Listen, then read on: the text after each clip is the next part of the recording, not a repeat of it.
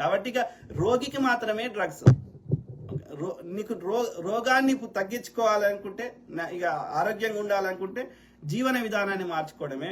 Short cut వెతికితే ప్రతి short కట్కి దానికి యొక్క వెనకాల నుంచి దానికి సైడ్ ఎఫెక్ట్స్ ఉన్నాయి. There is no shortcut. డబ్బులు సంపాదించాలంటే దొంగతనం చేస్తా, లేకపోతే ఇంకోటి చేస్తా అంటే వస్తాయి కావచ్చు దొరకనంత వరకు, కానీ ఏదో ఒక రోజు దొరుకుతావు.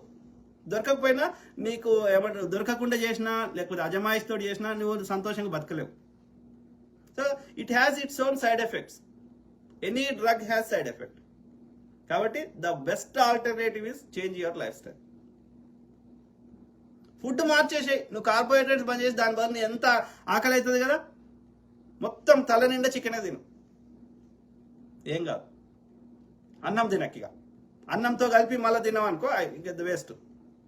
ఓన్లీ చికెనే తిను, నీకు ఎంత పడితే అంత తిను, అన్నం తినక చూడు, 4 రోజులు చేయి.